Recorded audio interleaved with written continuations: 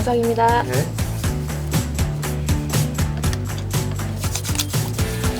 정상입니다. 좋아하시는 추억의 애증이 드실 것 같은데. 네, 막걸리 한 잔 생각났습니다. 자, 밀리터리 사이언스의 신면 만난 본게임. 이제 오늘도 본내용으로 곧장 진격해보도록 하겠습니다. 안녕하세요. 저희는 본게임의 MC입니다. 여러분, 오늘의 주제 영상을 통해서 먼저 확인하겠습니다.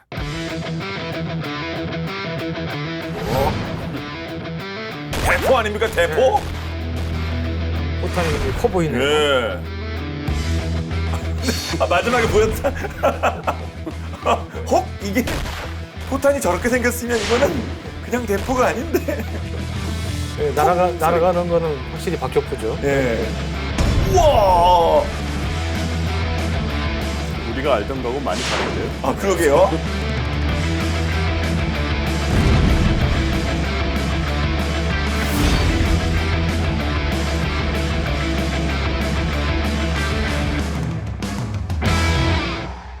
이번에 여러분께 소개해드릴 박격포는 120mm 박격포입니다. 자주 박격포입니다. 제가 그 제대를 보병중대 화기소대장으로 해가지고 이 60mm 이 박격포 마지막까지 운영하다 왔는데 그래서 평소에도 관심이 많았거든요. 근데 이 120mm 자주 박격포 이게 나온다는 겁니까? 나왔습니까? 배정 언제 됩니까 이거? 네, 진짜로 나옵니다. 진짜로? 예. 예. 그런데 한동안 교보제가 없었는데 예. 이번에 제가 교보제 하면 제 담당이잖아요. 그렇죠. 네. 그런데 죄송하지만. 근데 저희 제작팀이 예. 저는 약간 좀 쉬고 계시라고 그러면서 직접 그 모사에 연락을 했어요. 오.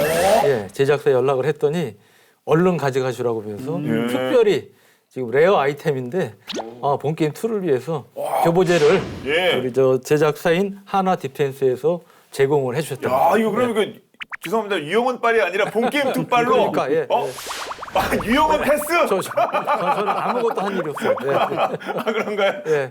예. 예. 오. 예. 야, 이거 언뜻 보면 그냥 장갑차 같이 생겼는데요. 얘가 120mm 자주 네. 박격포. 네, 아까 영상에서 보신 부분이 이제 박격 발사되는 예. 그런 장면인 것 같습니다. 평소에는 유원에 이렇게 갇혀 있다가 유사시 또 필요에 따라 열어서 이게 그렇죠. 해치 열고 예. 이제 올라오는군요. 포가 올라오고 그 뒤에 이제 발사되는 그런 형태인데 이게 이제 120mm 박격포는 우리 전 MC께서 정말 고생하셨을 것 같은데요. 60mm도 좀 무겁지 않습니까? 엄청 무겁죠. 예. 얼마나 되죠, 무게가? 사실 뭐 제가 평소에 외운 게 아닌데 지금 찾아봤어요. 근데 네. 오늘 박격포라고 해서 19.05kg으로 나오더라고요. 다 합해가지고. 예, 또 그래서 무슨 모델별로 뭐 해서 나오는데 솔직히 19.05kg 인정할 수 없습니다. 솔직히 저는 한 최소 30kg 나가는 것 같거든요. 아니 제원상 우리가 보통 19.05입니다. 쌀까마 20kg 쌀까마 네. 들잖아요.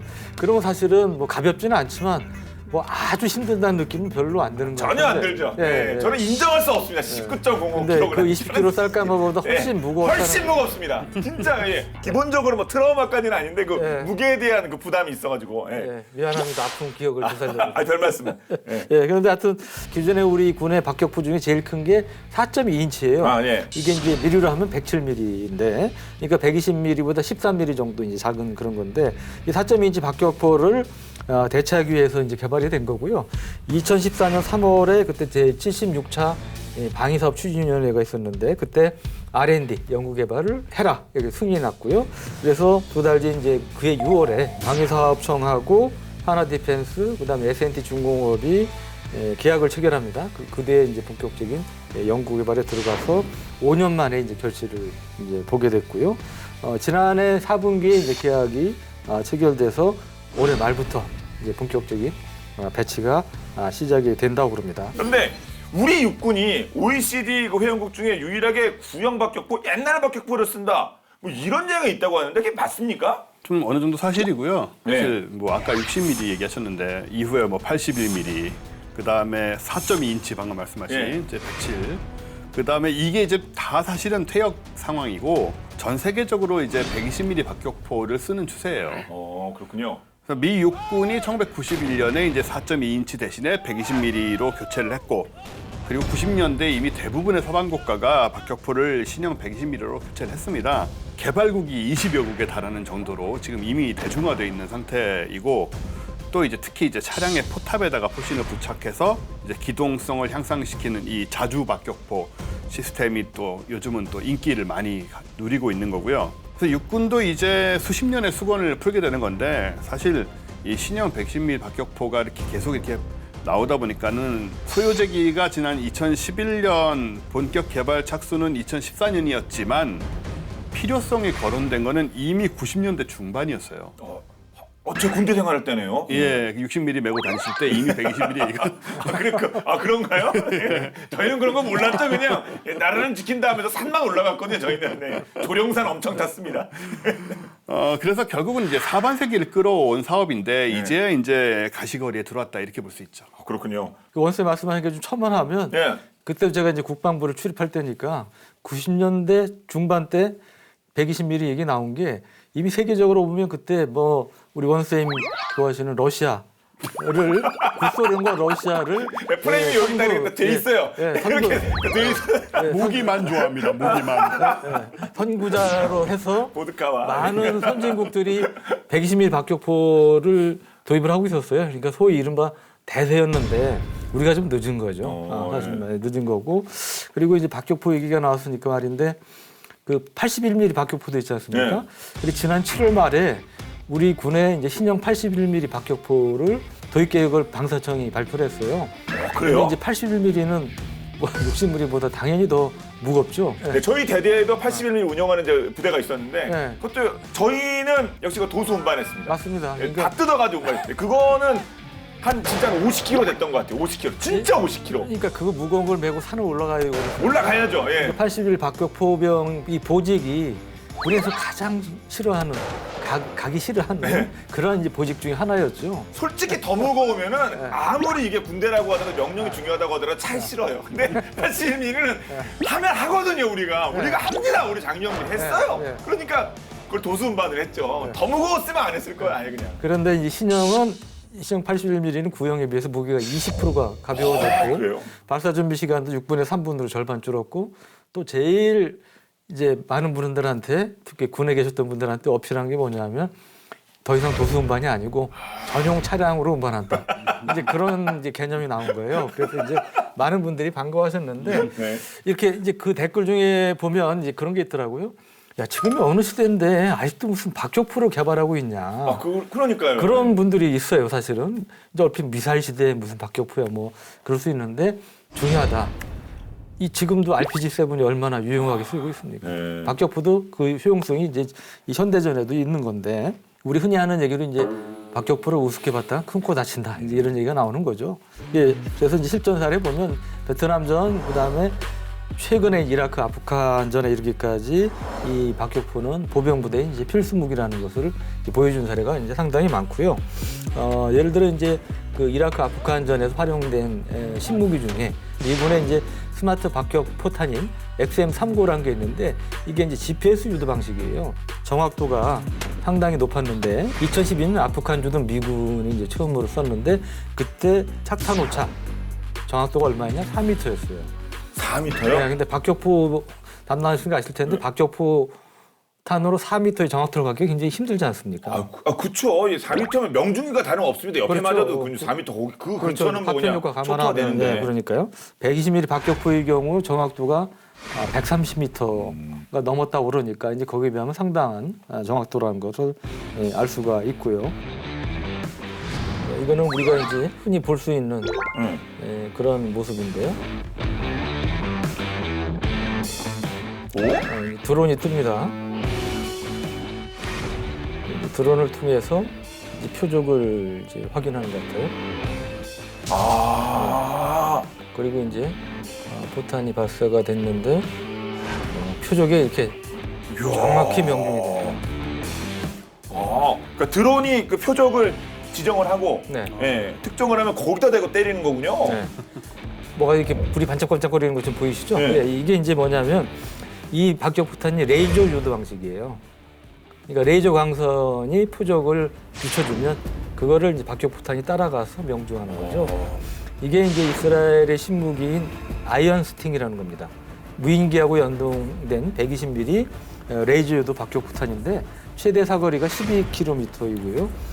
무인기가 아까 화면에서 보셨듯이 이제 표적을 영상으로 획득한 다음에 레이저 광선을 쏴서 유도를 하면 포탄이 탄착하는 이제 그런 이제 방식인데 아까 정확히 맞췄잖아요. 그러니까 우리 이제 CP 원형 공산 오차가 불과 1m에 불과하다고 합니다. 그러니까 뭐 미사일 같이 정확한 쪽집게 타격이 이제 가능한 건데 그럼 이스라엘이 왜 이런 걸 만들었느냐? 아시다시피 이스라엘은 과거 중동전 그다음에 최근에도 팔레스타인과 이제 끊임없이 이제 전투를 하지 않습니까? 그러다 보니까 이 박격포의 효용성을 누구보다 잘 안다는 거죠. 그래서 이제 끊임없이 실전에 투입하고 이제 발전을 시킨 건데 이스라엘의 경우 보면 이제 1960년대 중반에 M65라는 120mm 박격포를 개발해서 M113 장갑차라든지 아니면 이제 2차 대전 때 썼던 M2 하프트랙 이 앞에는 바뀌고 뒤에는 이제 무한기도 달린 이러한 기갑 차량에 이제 장착을 해서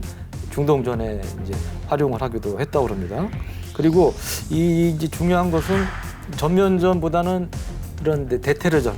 근데 이스라엘 같은 경우 이제 팔레스타인 이제 로켓 공격을 받고 그래서 이제 이에 따라서 이제 보복을 한다. 어떤 경우는 시가전을 벌이기도 해야 되는 상황인데 그때는 대량 포격이나 이런 건 할 수가 없잖아요. 시가지에. 네. 그러니까 이제 정확한 정밀 타격이 필요한데 그럴 때 이러한 유도 박격포탄이 이제 유용하게 이제 활용될 수 있는 이제 그런 것이고 특히 아군의 생존성을 높이기 위해서도 이런 신무기가 이제 필요한 거죠. 네.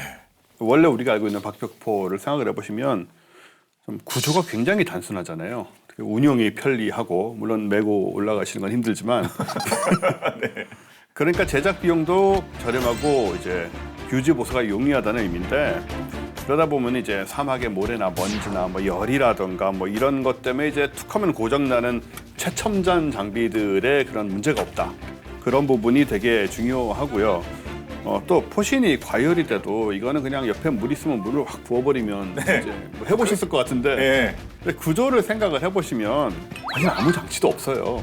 그냥 방화쇠도 없고 네, 이거 조준하는 이렇게 무슨 뭐 이렇게 그렇죠. 조준하게 그게 좀 약간 복잡하지. 그거 진짜 하나 나머지 있지. 편한 것 같아. 간편한 것 같아요. 이 포신이란 거는 이렇게 포신에 딛고 안에 이제 격침이란 게 있어서 방아쇠도 없어서 거기다 포탄을 너무 그냥 쾅 해서 나가는 거잖아요. 네. 이제 자기 무게로. 그렇죠. 자기 무게로 자기 무게로 나가. 중력으로 내려가서 격침에 충돌해서 이제 자격이 발화시켜서 이제 그 가스 압력으로 날아가게 되는 건데 이 상대적으로 사격 압력이 낮기 때문에 일반 포병탄보다 탄체의 파편이 더 많이 생기게 되고요. 또 보통 이제 45도 이상 고각으로 발사를 하게 되니까 표면에 떨어질 때 거의 수직으로 낙하를 하게 되죠. 그러다 보니까는 파편이 또 골고루 분포가 되고 그래서 파편의 면적이 이제 원 모양을 이렇게 형성을 하게 되니까 살상 반경도 넓어지고 뭐 너무나 잘 아시는 것처럼 또 산이나 이런 거 넘겨가지고 또 고층 아파트 시가지에서 이런 거 넘겨가지고 쏘기 좋고 그래서 그런 쪽으로 효과가 굉장히 좋은데 그래서 이제 일반 야포에 비해서 또 빨리 발사할 수 있고 그런 장점들이 있기 때문에 또 같은 장소에 이제 계속 똑같이 쏠 수 있는 부분 그래서 지금까지도 원시어인 것 같지만 이 보병의 화력 지원용 화기로서 중요할 수밖에 없다 이렇게 네. 생각이 되는 거죠. 근데 이게 4.2인치하고 그러니까 106.68mm, 그러니까 107, 120mm 이거 13mm 정도인데 그렇게 그 파워라고 그러나요? 이 강력함이 그렇게 차이가 나는 겁니까? 추진부에 이 조립체가 하나 더 달려 있고요. 이 조립체 안에 장약이 또 추가가 돼 있습니다. 그러다 보니까는 100mm급 곡사포에 맞는 걸맞는 화력을 낼 정도예요. 이 큰 곡사포요. 예. 그러니까는 사실 뭐 박격포도 일종의 곡사포라고 할 수는 있지만 그 정도의 이 파워를 갖고 있고요. 그래서 이제 120mm 박격포는 전 세계적으로 지금 동서고를 막론하고 많이 쓰이는데 최초로 120mm 박격포를 채용한 원조 국가는 당연히 무기의 선진국 러시아? 네, 구소련 이미 이미 구소련이죠. 네. M1938, PM38이라고도 하는데 이 최초 모델인데 2차 대전 당시에 이제 독일군도 이걸 복사한 박격포를 사용을 했어요. 초기에는 품질에 불량이 많아서 노획한 소련제를 갖다가 그냥 썼는데 북한군도 6.25 전쟁 당시부터 이 박격포를 또 사용을 했고요. 현재는 M1938을 카피해서 이제 연대급에 배치를 하고 있는 상황인데 4.2인치 박격포 같은 경우에는 이제 연사 속도가 좀 떨어지고 각종 신형 스마트탄을 사용할 수 없는 한계가 있습니다. 근데 이 이유 때문에 서방 선진국들이 1980년대 중반 이후부터 이제 4.2인치 박격포 대신에 공산권에서는 이미 오래전부터 사용하고 있던 120mm로 눈을 돌리게 된 것이고요. 그래서 이제 이스라엘하고 프랑스가 소련제 박격포를 바탕으로 해서 120mm 박격포를 개발해서 도입을 한 것이고, 미군, 영국군도 107mm를 이제 120mm로 대체를 했는데, 중요한 것은 어쨌든 120mm는 부스련은 이미 2차 대전 당시부터 쓰고 있었다. 이런 선진성을 제가 얘기할 수밖에 없는 거죠. 어떤 구경이 필요한지 미래전까지 내다보고 그렇습니다. 그 당시에 120mm라는 거를 디자인해서 운영을 했군요. 저희가 원래 이 대글 부대였는데 원쌤이 뭐 구소련 러시아 얘기하면 좀 제가 디스하는 어느 순간부터 제가 적극 찬동하는 쪽으로 이게 참 시청률이 좀 떨어질 것 같은데 그럼에도 불구하고 제가 여기다 하나 좀 어시스트 해도 되겠습니까? 아, 디스가 아니라 어시스트입니까? 예. 그 박격포 하면 또 러시아한 게 120mm 원조라고 그랬잖아요. 제일 큰 박격포 중에 하나 240mm 박격포가 있어요. 와, 예. 24cm예요? 예, 240mm 박격포도 있는데 그걸 지금 러시아군이 운영하고 있습니다. 네. 다양하게. 그래서 그런 면에서는 러시아가 아직까지 앞서가는 면이 있다. 그것도 손으로 넣네. 밥통 넣는 것 같은 것 같은데. 핵박격포 이런 거 나온 거 아니에요? 이 정도 크기면? 그 정도면 전술핵 탄두 그러니까요. 투발이 가능합니다. 네. 와, 놀랍습니다. 네. 자, 그럼 이제 선진국 그리고 뭐 러시아 구소련에서는 진작에 이 스펙으로 준비했다고 하는데 120mm. 자, 그러면 우리의 120mm 자주박격포 스펙부터 하나 차근차근 그냥 여기 그 MRI 찍듯이 한번 우리가 그 분석해 보도록 하죠. 국산 화요율이 굉장히 높습니다. 거의 100%. 100%? 매우 높은 거죠. 예. 앞에서부터 뒤까지. 예. 이야, 퍼펙트 100%라고 표현하기는 좀 애매하겠지만 예. 거의 100% 사실상 100%, 수준, 수준으로 얘기할 수 있고, 그리고 장점은 역시 경쟁 기종들이 있잖아요. 그거에 비해서 가볍고 운용이 편리하다 이런 장점이 있고, 또 이제 다양한 탄종을 운용할 수 있는 점, 그다음에 화력 지원 능력이 향상이 됐다는 것, 그리고 명중률이 높다는 이제 그런 것들이 이제 강점이고, K2 흑표 전차처럼 세계 169급 성능을 인정을 받고 있다고 하는데, 이 4.2인치 박격포하고 비교를 해보면 사거리의 경우는 이제 최대 2.3배 가량이 늘었고요. 화력도 1.9배 가량 향상된 걸로 이렇게 평가가 되고 있습니다. 그리고 이 안에서 이 포 자체가 360도 회전이 가능해요. 그러니까 차체가 도는 게 아니고 돌 필요 없이 예. 이 박격포가 360도 상태에 360도 회전이 가능하기 때문에 차량 회전 없이도 이 목표물 타격에 신속하게 대응할 수 있다는 게 또 이제 강점 중에 하나죠. 그리고 이제 모듈화를 통해서 차량 탑재가 용이해졌다는 건데, 이게 뭐냐면 박격포하고 사격 통제 장치 등 이 관련 장치들을 이제 하나의 세트로 이제 구성해 놓은 것을 의미합니다. 모듈의 경우는 S&T 중공업이 이제 개발을 했는데, 이 모듈이 자동화되어 있는 그런 특징이 있고, 또 이 모듈은 GPS, INS 이제 복합 항법 장치를 갖추고 있고, 또 최신 사격 통제 장치까지 여기에 이제 같이 장비하고 있기 때문에 이 명중률이 굉장히 향상이 됐다. 그러니까 표적은 물론이고 박격포 위치까지 정확히 때리려면 내 위치도 정확히 알아야 되잖아요. 그래야 정확히 거리도 나오고 그런 거니까.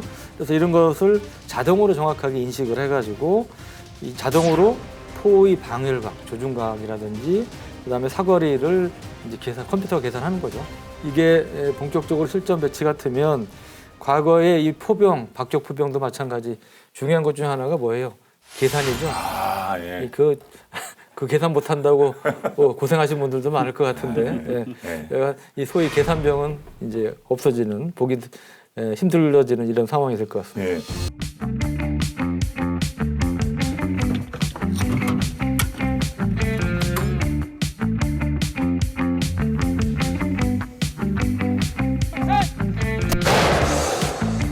사실 요즘 그 운영 인원을 줄이는 추세 아닙니까? 그렇죠. 운영 인원도 확실히 줄겠죠? 보시다시피 이제 장갑차에 탑재를 해서 포판을 위해서 뭐 땅을 파거나 포판 고정을 위해서 뭐 그럴 필요도 없는 거고. 네. 그래서 이제 이런 면에서 이제 병력 수요가 좀 줄어드는 거죠.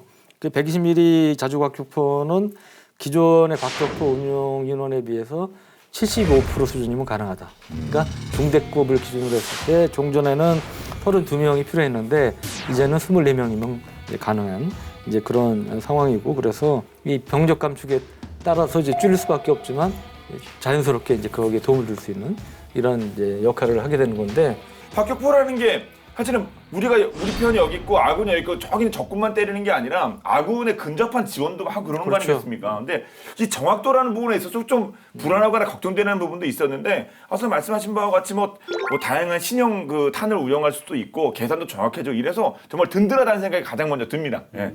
그래서 정말 꼭 필요한 그런 장비인 것 같은데 근데 왜 이제 나온 겁니까 이게? 진작에 나오지. 왜 이제 나오는 거예요? 구소련은 그 2차 대전 때 얘기가 나왔던 거라면서요. 예, 일단, 죄송합니다. 지금 따진 건 아닌데 죄송해요. 일단 뭐 구소련이 그렇게 한 건지 죄송하다는 말씀드리고요. 너무 빨랐어. 너무 빨라서. 네. 사실 국내 업체가 이 기술들이 되게 좋아요. 왜냐하면은 뭐 잘 아시겠지만 박격포도 되게 많고 특히 보유 폭탄이 엄청나게 많습니다. 아 그래요? 예. 어느 정도로 많길래? 우리나라 현재 이제 무게가 300kg이 넘는 4.2인치 박격포. 네. 그런 건 안 되시겠죠? 그렇죠. 헐크가 아니면 이게 좀 어렵겠죠. 예.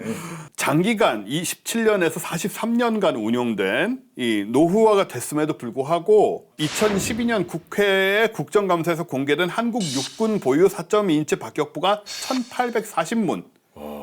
4.2인치만. 그리고 포탄 재고가 4.2인치 포탄 재고가 250만 발. 250만 발이요? 25만 발이 아니고 네, 예, 250만 발. 예. 그래서 이거를 계산을 해보시면 해마다 10,000발 정도를 훈련용으로 쓴다고 해도 250년을 쓰게 되는 예. 그런 물량입니다. 정말 재고가 충분하군요. 네. 든든합니다. 예. 이게 어떻게 이렇게까지 있는지 모르겠는데 박격포만으로 전쟁을 할 수 있지 않을까라는 생각마도 들 정도로.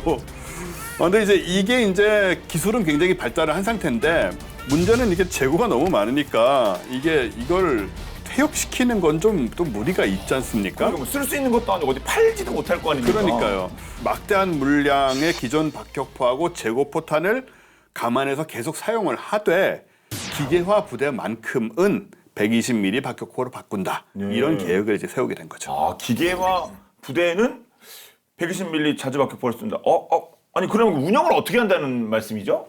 말씀드리기 전에 첨언하면 재고가 사실 250만 발이다. 뭐 이게 뭐 여유 있으면 좋지만 사실 과잉은 그것도 안 좋은 거거든요, 사실. 그럼요. 사실 우리 저 전쟁 비축 물자나 이런 게 부족한 경우도 많은데 그래서 모르겠습니다. 나름 뭐 어떤 근거를 했겠지만 저는 얼핏 좀 이제 뭐 이해가 안 되는 면도 있는데 여간간에 이 120mm 자주 박격포가 참 좋은 무기예요. 무기인데 항상 이제 우리가 무기 따질 때 또 가격을 따지잖아요. 예. 가격이 이게 또 대당 한 30억 원 정도 한대요. 그러니까 결코 싼 편이 아니죠.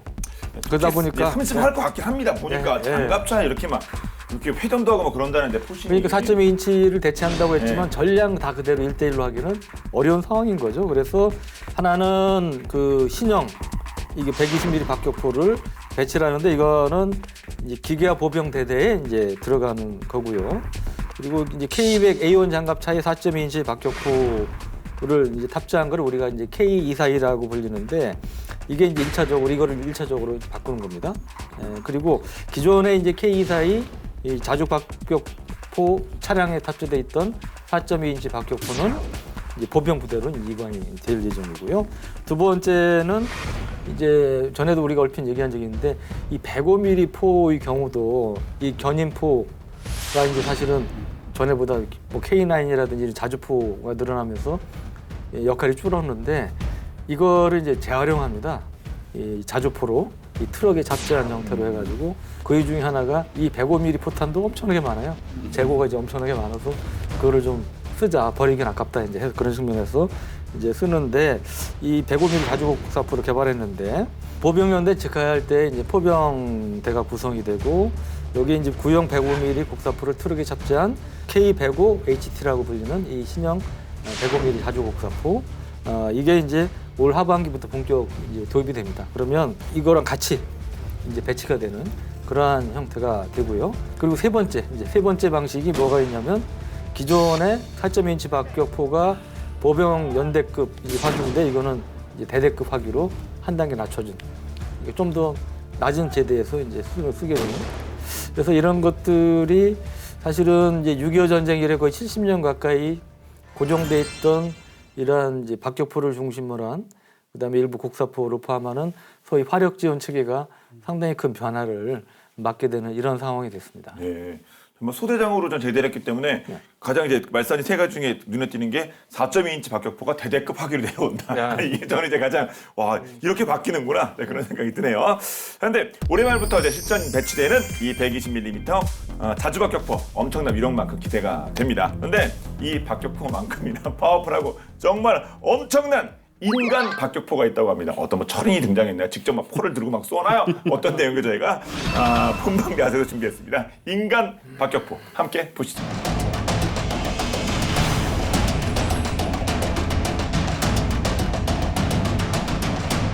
오늘날에야 구닥다리 같은 말이 되어버렸지만 과거만 하더라도 사람들은 태어나면서 부여받은 이름을 죽을 때까지 지니고 사는 경우가 많았는데요.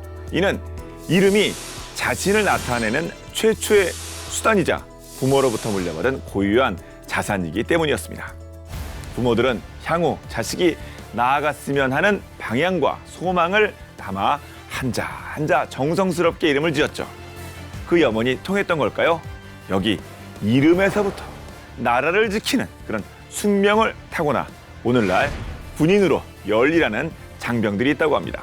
한 명 아닙니다. 육군, 해군 그리고 공군까지 전방이 포진돼 있다고 하는데 군인이 될 수밖에 없었다는 이들의 사연 함께 보시죠.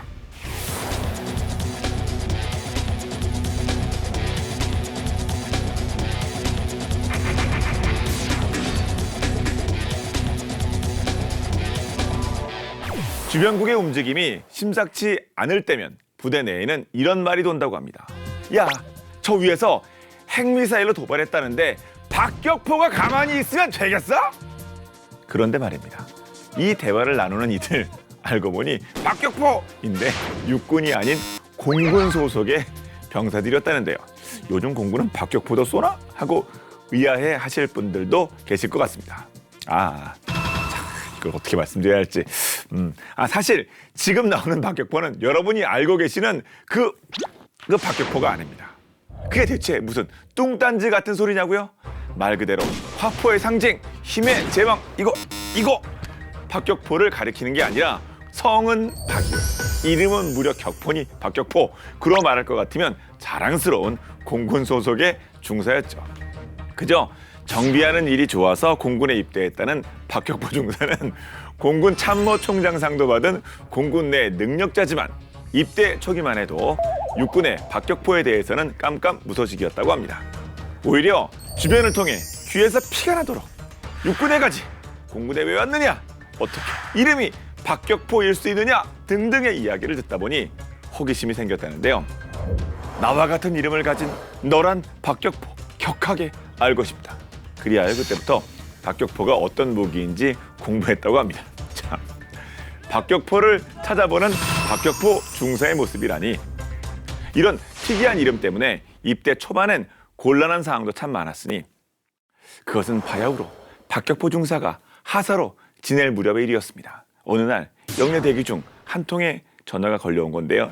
딸랄랄랄랄 딸랄랄랄랄. 박격포 하사는 곧장 전화기 앞으로 달려갔습니다. 그리고 이렇게 외쳤죠. 통신보안 야대 박격포 하사입니다. 그러자 갑자기 수화기 너머로 정적이 찾아왔습니다. 긴 침묵의 의미를 처음에는 몰랐다는데요. 저는 알 것도 같습니다만 아무튼 잠시 후 정적을 깬 상대는 그에게 이렇게 답했죠. 뭐라고? 다시 말해봐! 언짢아 보이는 상대 대꾸가 당황스러웠지만 박격포 하사는 떨리는 가슴을 부여잡고 다시 한번 소리쳐 외쳤습니다. 통신보안 야대 박격포 하사입니다. 그러자 이번엔 수화기에서 바로 대답이 돌아왔는데요. 야! 장난쳐! 네가 박격포면 나는 미사일이다! 네, 박격포 하사가 장난을 친다고 여기고 불같이 화를 낸 것입니다. 이거 좀 웃으면 안 되는데 박 중사님 진땀 좀 흘리셨을 것 같습니다. 그러니까 좀 화를 내시더라고요. 어이도 없었고 그냥 맞다고. 본인 이름을 내뱉는 게 참 어려웠다는 박격포 중사. 이런 상황이 반복되면 뭐 그럴 수 있을 것도 같은데요. 그런데 저는 솔직히 전화를 건 사람의 마음도 조금은 이해가 됩니다. 수화기 너머로 박격포입니다 하면 괜히 장난하는 것 같잖아요. 게다가 장소가 군대였잖아요. 못 믿는 것도 어찌 보면 당연지사. 다행히 이제는 부대에서 그를 모르면 간첩이라는데요. 박중사가 이런 톡톡 튀는 이름을 갖게 된 데는 아버지의 영향이 컸다고 합니다. 과거 박중사의 아버지는 월남전에 참전해 박격포 부대에서 지냈는데요. 그 당시 박중사의 아버지가 느낀 박격포는 참으로 강하고 튼튼한 무기였습니다. 그래서 당신의 아들이 무기처럼 튼튼하고 씩씩하게 자라길 바라는 마음을 담아 박격포란 이름을 붙여주었다고 합니다. 아버지의 사랑이 담긴 이름이었으니 왠지 좀 감동이죠. 그 덕인지 박중사는 잔병치레 없이 건강하게 자랐고 이름처럼 산다는 말처럼 정말 군인이 되어 나라를 지키는데 앞장서고 있습니다. 그런가 하면 바다를 수호하는 해군에도 한 번 들이면 잊기 힘든 특별한 이름의 소유자가 있습니다. 그의 이름은 진짜 웃겨요 이거. 어택하사입니다. 죄송합니다 어택하사님. 성은어, 이름은 택이었으니 공격을 뜻하는 영어 어택과 동일한 발음인데요. 만약 어택하사가 갑자기 나타나면 서든 어택인가요? 네, 군대 말고 게임 쪽에서도 탐낼 인재상 같은데 어택하사는 군인이 자신의 천직이라고 말합니다. 적이 나타나면 반드시 내가 적을 어택하겠다라는 포부까지 남겼다고 합니다. 듣기만 해도 가슴이 웅장해지는 게 역시 우리 장병분들 자랑스럽습니다. 이 밖에도 우리 군엔 지휘관 병장과 베테랑 상병, 박기갑 중이 등 누가 들어도 이름이 곧 간판인 장병들이 많은데요. 숙명 같은 이름을 갖고 태어나 모든 일에 최선을 다하고 있는 장병들. 이 순간에도 국방수호를 위해 땀방울을 흘리고 있는 우리 주변 평범하지만 조금은 특별한 장병들의 이야기였습니다.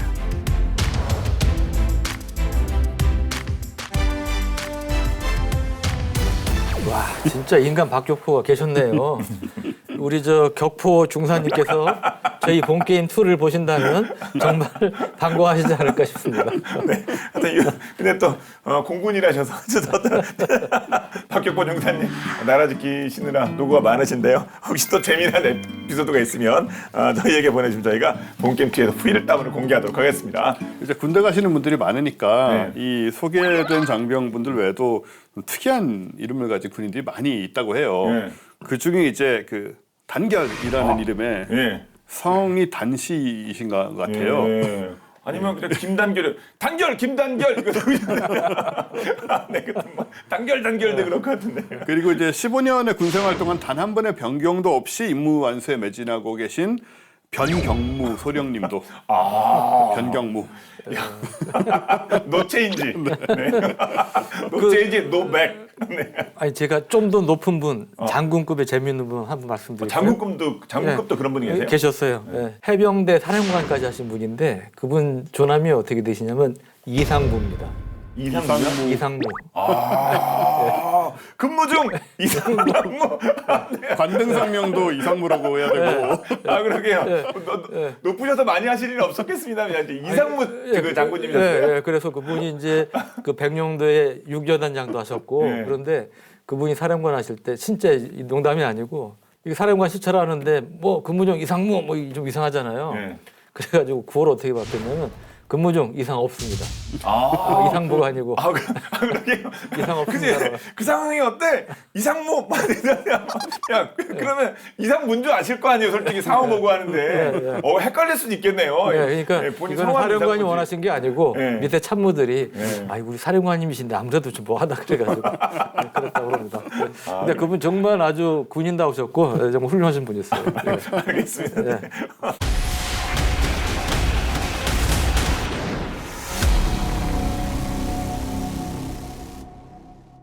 다시 그 주제로 돌아와서 120mm의 높은 정확성과 정밀한 화력 지원 이걸 계속 저희가 강조하고 있거든요. 바로 이 녀석인데 그 비결은 뭡니까? 일단은 이 120mm 자주 박격포는 이제 포열이 강선식이에요. 안에 활강식이 아니에요? 예, 활강식이 아니고 아마 60mm 당연히 활강식이었을 텐데. 안에 안 패여 있었던 것 같은데. 그렇죠. 날개에 붙어 있고요, 폭탄에. 근데 이제 강선식이라서 정확성이 굉장히 높다 이렇게 볼 수 있고요. S&T 중공업이 2008년에 아시아 최초로 120mm 강선형 자주 박격포 모듈 개발에 착수를 하고 독자 개발 2년 만에 이제 시제품이 나왔었는데, 활강식 같은 경우에는 이제 날개에 의해서 중심을 잡으면서 가게 되잖아요. 목표까지 이제 마치 이제 배드민턴 셔틀콕처럼 그런 비슷한 원리로 비행을 하게 되는 건데, 강선식은 뭐 잘 아시겠지만은 이제 포탄의 회전력에 의해서 이제 중심을 잡고, 그러니까 이건 이제 야구공이라고 볼 수 있죠. 예. 야구공도 이제 회전이 많이 먹으면 속도가 빨라지고, 이제 그런 원리인데, 근데 강선식은 활강식의 박격포에 비해서 제작 단가가 아무래도 높습니다. 안에 뭐 강선도 파야 되고 뭐 이러니까. 또 강선식은 발열이 있어요. 안에서 이제 회전을 하니까 발열열이 생기니까 연사 속도가 좀 떨어지게 됩니다. 하지만은 포탄에 달린 날개로 탄도를 안정시키던 활강식에 비해서 이제 회전력으로 탄도를 안정시키다 보니까 기후의 영향, 바람이 불어도 좀 영향을 덜 받고. 네, 그런 영향을 훨씬 덜 받으니까 더 정밀한 그런 장점이 있는 거죠. 네. 앞서서 뭐 20여 개 국가가 이 120mm 포를 개발했다고 말씀하셨는데, 우리 주위 국가만 챙겨볼까요? 중국, 일본 어떻습니까? 네.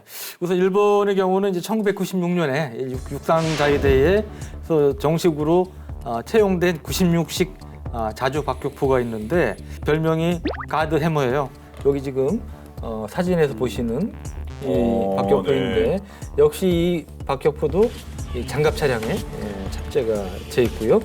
사거리 연장탄을 사용할 경우 이제 최대 사거리가 13km에 달하고, 특히 이 전차를 공격할 수 있는 지능형 박격포탄도 개발을 해서 활용을 하고 있다고 합니다.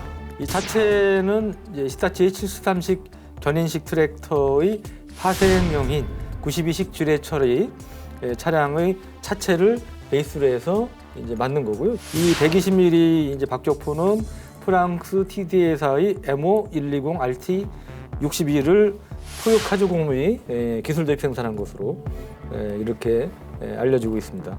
그리고 이제 동구권을 제외한 서구권 서방세계 국가들이 120mm 박격포는 보통 이제 프랑스하고 이스라엘에서 사용한 박격포를 원용으로 해서 이제 개발한 경우들이 많은데, 미국의 경우는 이제 이스라엘 제품을 활용을 했고, 일본이나 호주는 이제 프랑스 제품을 기술 도입 생산한 형태로 보유를 하고 있다고 합니다. 오늘 주제인 우리 군의 이제 120mm 이 자주 박격포도 역시 이 프랑스에서 개발된 것을 모델로 해서 만들었다고 합니다.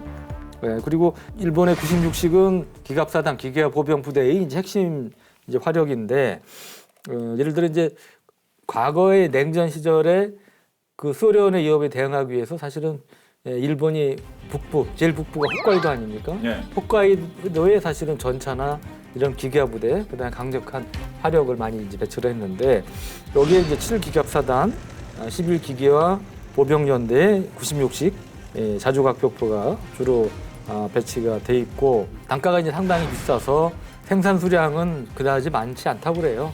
2009년 기준으로 해서 24대 밖에 안 되는 것으로 그렇게 알려지고 있고요. 그리고 이 회전식 테이블에 탑재가, 이 박격포가 탑재가 돼 있어서 회전이 가능한데 이 좌우 45도, 그러니까 우리처럼 360도는 안 되는 그런 한계가 있다고 그러고, 그리고 기본적인 구조하고 사격 능력은 중각 박격포 중대에 배치된 이런 이 견인식 이륜 차대형 박격포하고 다를 바 없다. 다만 자동 제트기가 포함된 점이 좀 차이가 있고요. 그리고 사격 시에는 뒤에 보시는 장갑차 해치를 열고 이제 후방으로 발사하는 그러한 형태입니다. 그리고 자유형으로 12.7mm 중기관총 1점을 이 장갑차 상부에 장착을 하고 있습니다. 네. 96식을 뭐 일본판 해병대라고 해야 되나요? 도서 방해 전문 부대, 수륙 기동단에서 활용한다, 이런 얘기가 있네요. 얼마 전부터 일본이 가장 신경 쓰는 것 중에 하나는 이 중국과의 분쟁 이제 가능성이고, 그 중에 특히 이제 중국과 많이 첨예하게 대립돼 있는 게 센카쿠 열도, 중국명 다오에다오라는 데인데, 이게 이제 일본 본토에서 무려 한 1000km가 떨어져 있어요. 중국은 더 가깝단 말이에요. 그러니까 중국이 여기를 점령할 수 있어요. 그러면 일본의 작전은 미국하고 연합을 해서 이 중국이 점령한 센카쿠 열도를 어떻게 탈환할 것이냐.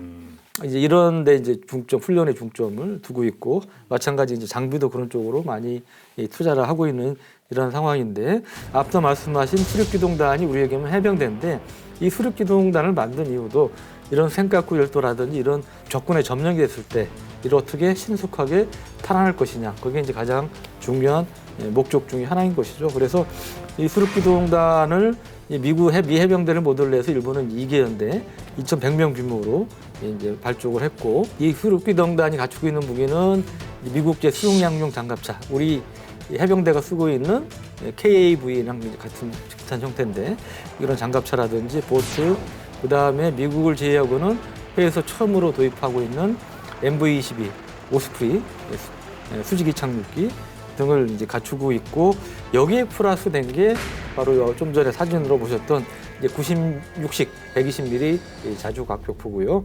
이래서 일본이 이런 이제 도서 타락 훈련할 때 꼭 약방의 감초처럼 등장하는 게 바로 이 120mm 자주 각격포라고 합니다. 예. 중국 상황은 어떻습니까? 중국은 이제 구소련의 박격포 운영 전술에 따라서 네. 다양한 구격의 박격포를 운영을 하고 있는데 최대 구경은 160mm예요. 근데 지금 이제 사진을 보실 텐데 이 사진에 나오는 거는 이제 160mm는 아니고요. 120mm. 중국 인민해방국 육군이 보유한 포탑형 120mm 박격포 PLL-05라고 이제 하는데, 중국명은 05식 120호미 자행 박격포. 여기 이제 자주 박격포를 이제 자행 박격포라고 이렇게 부르고 있고요. 2001년 6월에 노린코라는 중국 회사에서 9092식 장갑차를 플랫폼으로 수출용 무기로 개발을 했는데 결과가 신통치 않았어요. 이제 주문이 없었어요.